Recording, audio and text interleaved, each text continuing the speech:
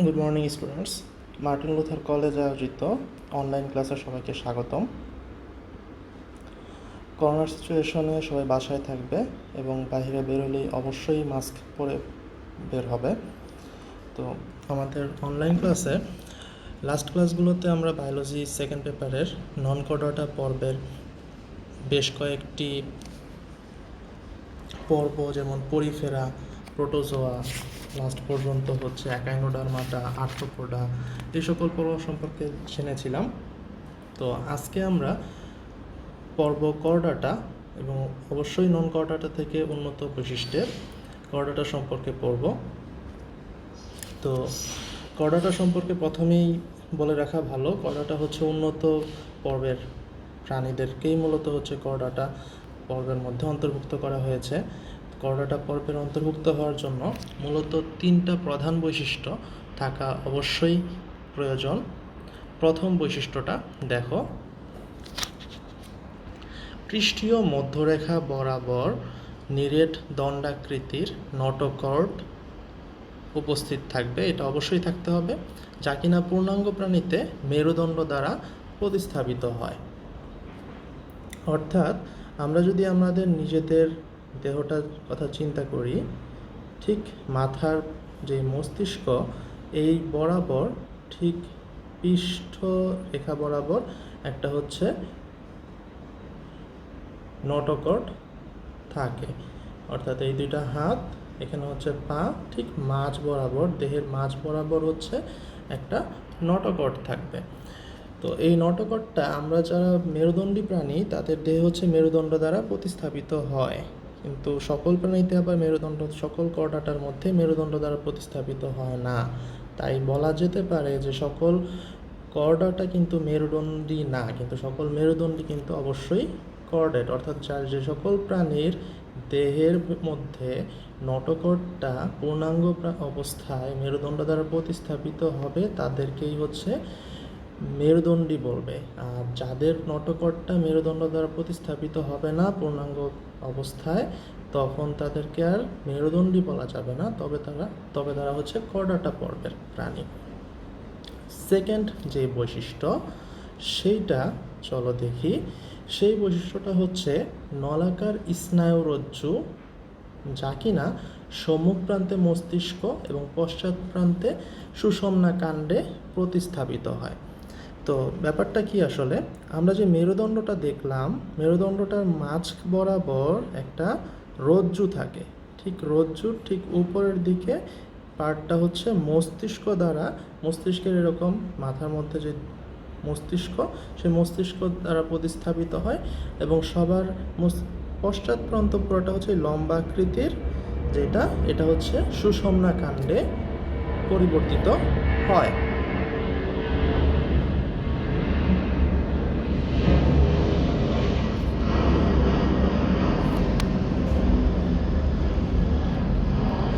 তিন নাম্বার বৈশিষ্ট্য চলো দেখি। তিন নাম্বার বৈশিষ্ট্যে দেয়া আছে যে গলবিলীয় ফুলকারন্ধ্র থাকে, যা উন্নত প্রাণীতে ফুসফুস দ্বারা, উন্নত প্রাণীতে সেটা কি হয়, ফুসফুসে পরিণত হয়। তো আমরা জানি আমাদের ফুসফুসটা হচ্ছে বুকে, অর্থাৎ দুইটা হাতের ঠিক এই মাঝ বরাবর এখানে দুইটা লাংস থাকে, যেটা কিনা আমাদের নাক দিয়ে যেই বাতাসটা ঢোকে সেই বাতাসটা হচ্ছে এই ফুসফুসে প্রবেশ করে।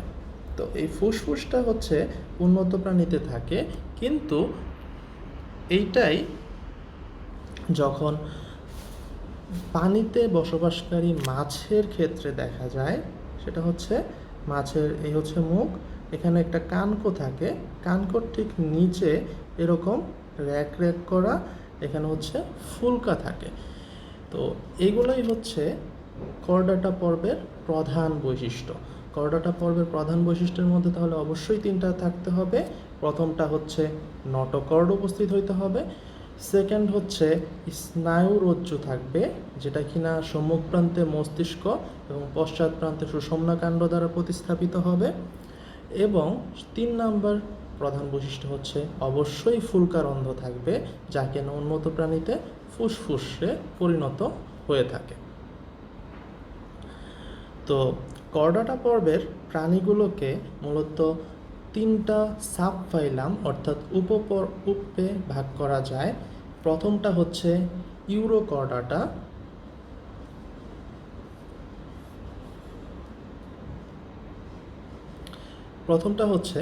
ইউরোকর্ডাটা, সেকেন্ড হচ্ছে সেফালোকর্ডাটা, থার্ড হচ্ছে ভার্টেব্রাটা। তো দেখো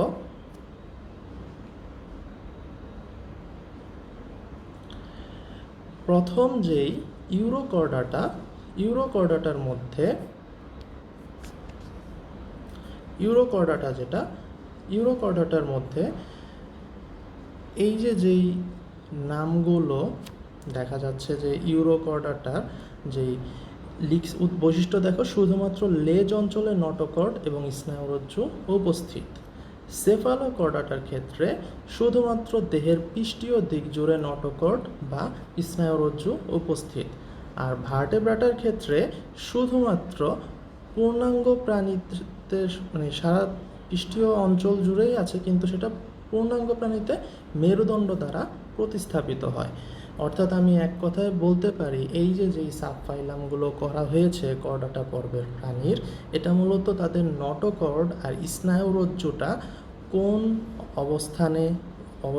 অবস্থিত সেটার উপর নির্ভর করে এই সাবফাইলামটা করা হয়েছে। প্রথমেই বলেছিলাম কর্ডাটা পর্বের আসলে প্রধান তিনটি বৈশিষ্ট্য, একটা হচ্ছে নটোকর্ড, সেকেন্ডটা হচ্ছে স্নায়ুরজ্জু এবং থার্ড হচ্ছে ফুলকারন্ধ্র। তো প্রথম যে দুইটা মূল বৈশিষ্ট্য, সেই দুইটা বৈশিষ্ট্যের উপস্থিতির উপরেই নির্ভর করে এই কর্ডাটা পর্বের উপপর্ব তিনটা করা হয়েছে। প্রথমটা শুধুমাত্র লেজ অঞ্চলে, অর্থাৎ এসিডিয়াকে উদাহরণ হিসেবে নেওয়া হয়েছে। দেখো এসিডিয়া পর্বের ঠিক এই লেজ অঞ্চলটাতে হচ্ছে এখানে নটোকর্ড এবং স্নায়ুরজ্জু উপস্থিত থাকে, যা কিনা পূর্ণাঙ্গ প্রাণীতে অনেক সময় বিলুপ্তও হয়ে যায়। তার মানে তার জীবন দশায় নটোকর্ড এবং স্নায়ুরজ্জুর উপস্থিত আছে এবং সেটা হচ্ছে লেজ অঞ্চলে। সেফালোকর্ডাটা, সেফালো শব্দের অর্থই হচ্ছে পৃষ্ঠীয় অঞ্চল, যেটা বলা যায় যে সেফালিক রিজিয়ন শব্দটি সেফালা থেকে এসেছে, যা কিনা মস্তক বা মাথা, এবং কর্ডা অর্থাৎ রজ্জু অর্থাৎ হচ্ছে মস্তক অঞ্চল থেকেই এখান থেকে যে পৃষ্ঠীয় অঞ্চল এই বরাবরটাতে হচ্ছে তার নটোকর্ড এবং স্নায়ুরজ্জু উপস্থিত।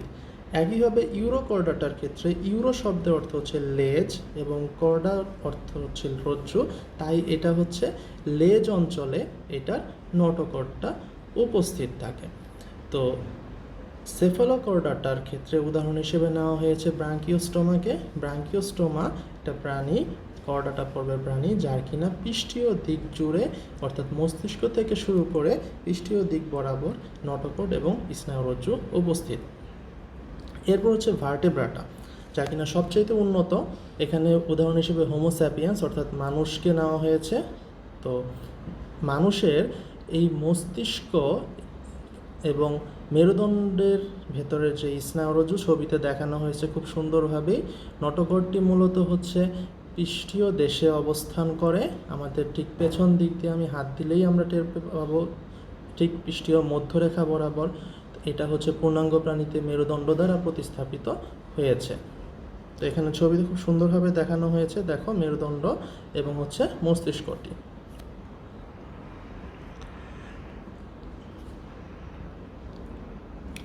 এরপর চলো ইউরোকর্ডাটা এটা সম্পর্কে একটু বিস্তারিত জেনে নিই। ইউরোকর্ডাটায় শুধুমাত্র যে লেজ অঞ্চলে নটোকর্ড বা স্নায়ুরজ্জু উপস্থিত থাকে তাই না, এর আরও কিছু বৈশিষ্ট্য আছে। যেটা 3 নম্বর কর্ডাটার বৈশিষ্ট্য ছিল ফুলকা ছিদ্র, সেটা এই প্রাণীর ক্ষেত্রে দেখা যায় সমস্ত শরীরেই ছোট ছোট এরকম ছিদ্রের মতন অসংখ্য দেখা যায় এরকম ফুলকারন্ধ্র রয়েছে। এটার আরেকটা খুব মজার বৈশিষ্ট্য হচ্ছে এটার লার্ভাকে বলা হয় টেটপোল লার্ভা।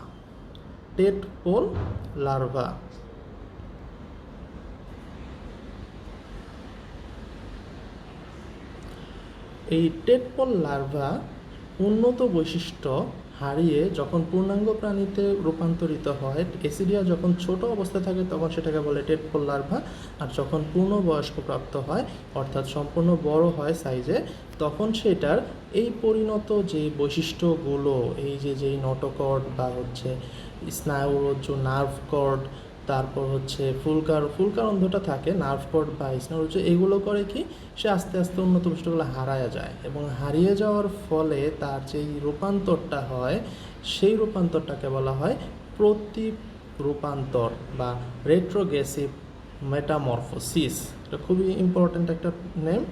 রেট্রোগ্রেসিভ মেটামরফোসিস কি বা রূপান্তর কি, এটা জ্ঞানমূলক কোশ্চেনে বা অনুধাবনমূলক কোশ্চেনেও অনেক সময় আসে। তো এসিডিআর ক্ষেত্রে এই বৈশিষ্ট্যটা দেখা যায়, যা কিনা ইউরোকর্ডাটা উপপর্বকে রিপ্রেজেন্ট করে। এরপর আসি, চলো সাবফাইলাম ইউরোকর্ডাটার 3টা ক্লাস সম্পর্কে জেনে নিই আমরা। সাবফাইলাম ইউরোকর্ডাটাতে 3টা ক্লাস আছে। একটা হচ্ছে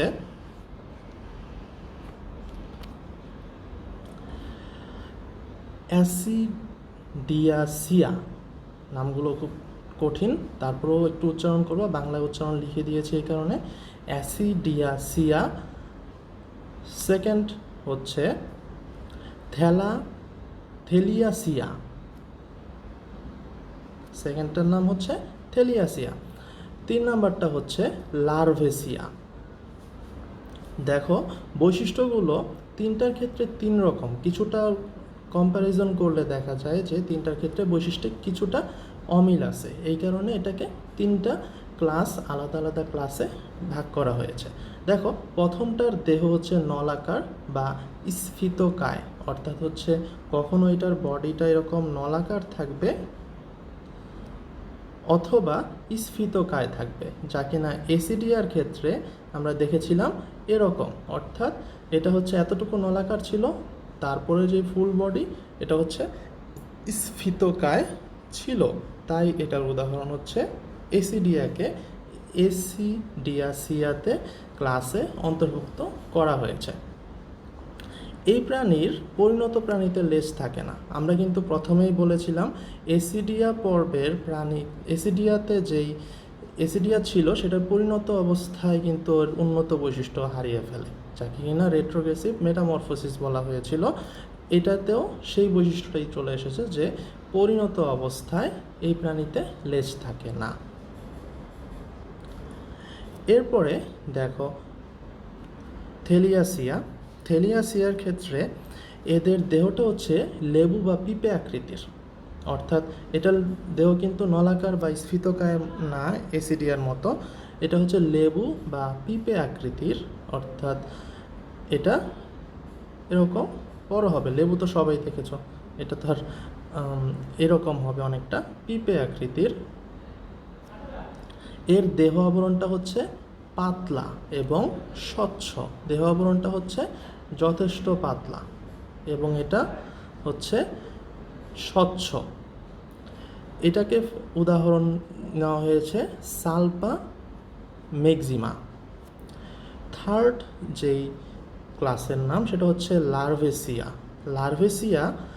এর দেহটা ব্যাঙাচি আকৃতির, অর্থাৎ দেখতে হচ্ছে এরকম, এবং এই প্রাণীতে লেজ থাকে। দেখো একটা লেজের মতন স্ট্রাকচার, কিন্তু এটা কিন্তু লেজ এর মতো স্ট্রাকচার। এইটার উদাহরণ হচ্ছে অ্যাপেন্ডিকুলারিয়া। তো প্রত্যেকটা ক্লাসেই দেখতেছি আমরা বৈশিষ্ট্যে কিছুটা বেমিল আছে। প্রথমটার দেখতে নলাকার, তো থ্যালাসিয়া যেটা সেটা আবার দেখতে লেবু বা পিঁপে আকৃতির। থার্ড যেটা সেটাতে হচ্ছে ব্যাঙাচি আকৃতির। আবার প্রথমটাতে পরিণত প্রাণীতে লেজ থাকে না, লার্ভেসিয়াতে পরিণত প্রাণীতে লেজ থাকে। প্রথমটার হচ্ছে প্রাচীরটা হচ্ছে একটু পুরু, পরেরটার প্রাচীর হচ্ছে পাতলা এবং স্বচ্ছ, অর্থাৎ বেশ কিছু পার্থক্য আছে বিধায়ী ইউরোকর্ডাটাকে 3টা পৃথক পৃথক শ্রেণীতে ভাগ করা যায়। চলো এরপরে আমরা সেফালোকর্ডাটা সম্পর্কে বিস্তারিত জানি। সেফালোকর্ডাটার আমরা প্রথমেই বলেছিলাম সেফালিক রিজিয়ন, অর্থাৎ হচ্ছে সেফালো এই কথাটুকুর মানে হচ্ছে মস্তক, এবং কর্ডা শব্দের অর্থ হচ্ছে রজ্জু। তো এর যে প্রথম বৈশিষ্ট্যটাই ছিল, যেটা আমি ওখানে লিখে দিয়েছিলাম প্রথমেই পর্ব বিভক্ত করার সময়, যেটার পৃষ্ঠীয় অঞ্চলে একটা স্নায়ুরজ্জু এবং নটকট থাকবে। দেখো আমি এখানে প্রথমেই হচ্ছে মেরুদণ্ড বা নটকটটাকে এঁকে দিয়েছি। এটা হচ্ছে নটকট।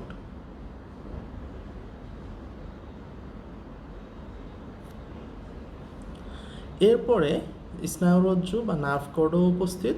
এর দেহের দুই পাশে দৈর্ঘ্য বরাবর মানে বাম পাশে এরকম ভি আকৃতির একটা, অর্থাৎ হচ্ছে ভিটা একটু বাঁকানো, রোটেট করা। তো এই আকৃতির অনেকগুলো মায়োটম থাকে। কি থাকে এটা? মায়োটম। মূলত মায়োটমটা হচ্ছে একটা বিশেষ ধরনের পেশি এদের, যা কিনা এই উল্টা ভিকর আকৃতির। এইটা হচ্ছে এক ধরনের পেশি বা মাসেল, যার কন্ট্রাকশন বা সংকোচন এবং প্রসারণ এই দুটার মাধ্যমেই এই প্রাণীটি চলাচল করে। এদের অঙ্কীয় মুখছিদ্রে ওরাল সিরি থাকে। এই যে দেখো এখানে কতটুকু সিরি আছে, এটাই হচ্ছে ওরাল সিরি। এটাই হচ্ছে ওরাল সিরি। এই ওরাল সিরি এটাই হচ্ছে ওরাল সিরি, যা কিনা এটার ঠিক নিচে এদের মুখমণ্ডলটা উপস্থিত।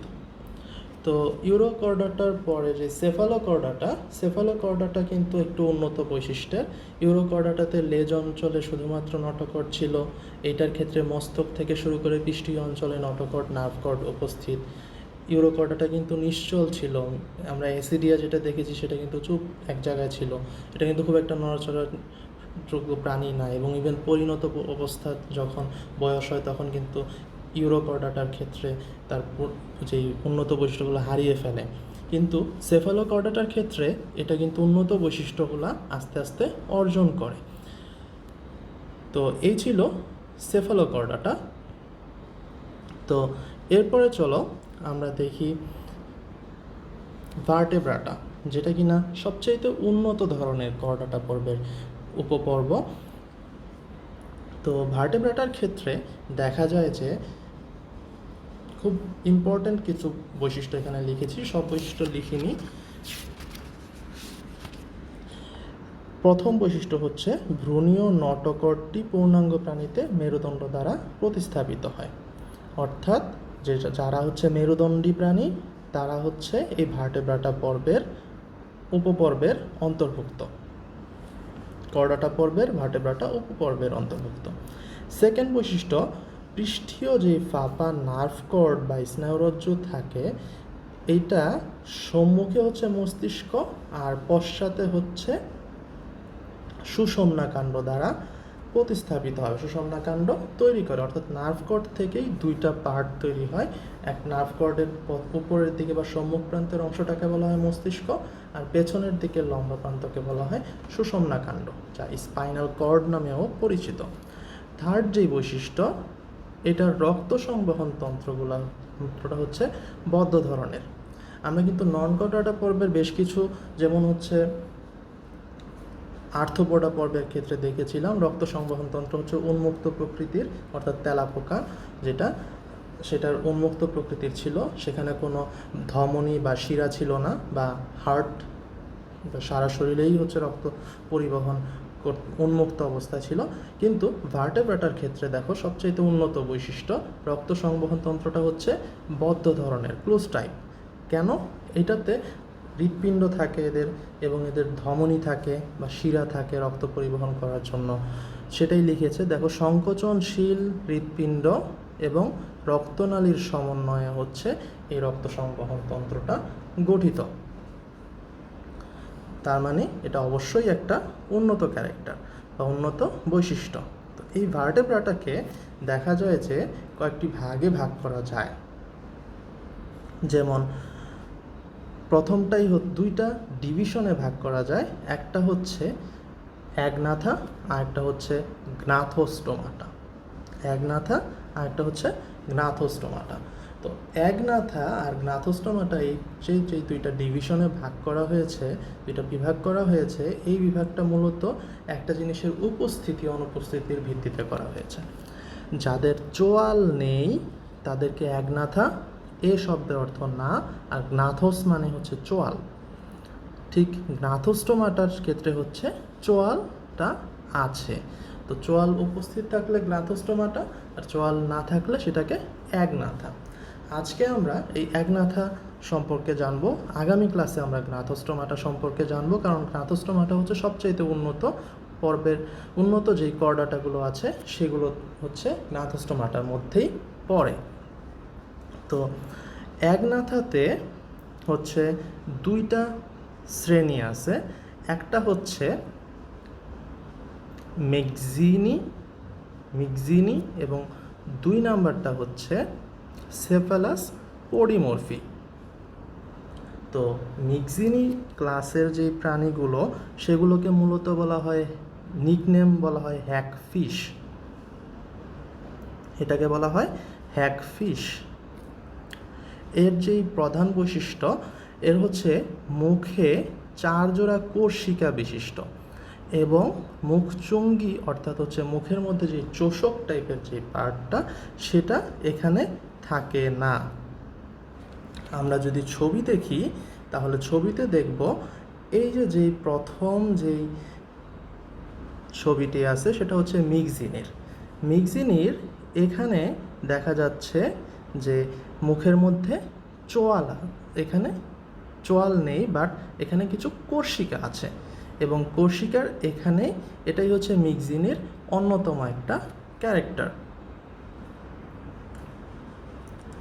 তো এই কারণেই বলা হয়েছে এটা 4 জোড়া কোষিকা উপস্থিত আছে এবং এদের কিন্তু মুখচুঙ্গি নেই। উদাহরণ হিসেবে মিক্সিনিকে দেখানো হয়েছে।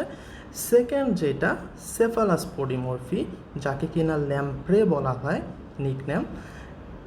এই ল্যাম্প্রেগুলোর দেখা যায় যে মুখে চোষক থাকে এবং হর্নি দাঁতযুক্ত থাকে, অর্থাৎ এদের মুখের মধ্যে চোষকও থাকে প্লাস হচ্ছে দাঁতও থাকে এবং মুখ চুঙ্গিটাও বিদ্যমান, অর্থাৎ মুখে চোষক টাইপের একটা চুঙ্গির মতন পার্ট আছে। উদাহরণ হিসেবে আমরা পেট্রোমাইজনকে নিয়েছি। চলো ছবিটা দেখি। ছবিতে এই যে মুখ, এই মুখের এখানে চোষক থাকে এবং ভেতরে হর্নি টাইপের দাঁতও থাকে, এটাই হচ্ছে পেট্রোমাইজন। তো এই পেট্রোমাইজনটাই হচ্ছে সেফালাস পোডিমরফি ক্লাসের অন্তর্ভুক্ত।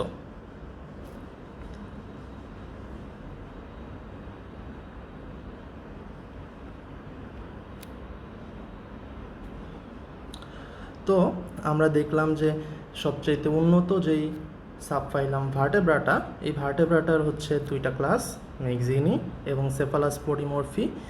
এই দুইটাই হচ্ছে চোয়াল নেই কিন্তু ভার্টেব্রাটা পর্বের প্রাণী। মিক্সিনিতে 4 জোড়া কোষিকা উপস্থিত, মুখচঙ্গি এবং অনুপস্থিত থাকে, কিন্তু মুখচঙ্গি উপস্থিত যেই সেফালাস পোডিমরফি তার মুখে হচ্ছে চোষক থাকে এবং হর্নি দাঁতযুক্ত। উদাহরণটাও খুব সহজ উদাহরণগুলোই তোমার এখানে লিখেছি আমি, যেগুলো লিখলেই তোমরা সবচাইতে মনে থাকবে। মিক্সিনি আর পেট্রোমাইজন অবজেক্টিভের জন্য খুবই ইম্পর্টেন্ট। মিক্সিনিকে হ্যাগফিশ বলা হয় মিক্সিনির নিকনেম, আর সেফালাস পোডিমরফির যে নিকনেম সেটা হচ্ছে ল্যাম্প্রে। তো আশা করি তোমরা ক্লাসটা বুঝেছ এবং এরপরে আমরা আগামী ক্লাসে এই গ্নাথোস্টোমাটার যেই অর্থাৎ চোয়াল বিশিষ্ট যেই প্রাণীগুলো আছে সেই চোয়াল বিশিষ্ট প্রাণীগুলো সম্পর্কে আমরা বিস্তারিত জানবো এবং এটাই হচ্ছে সবচেয়ে উন্নত করডাটার উন্নত বৈশিষ্ট্য সম্পন্ন প্রাণী। তো সবাই ভালো থাকবে, আশা করি ক্লাসটা বুঝেছ। না বুঝলে অবশ্যই কমেন্ট বক্সে কমেন্ট করবে। সবাইকে অসংখ্য ধন্যবাদ।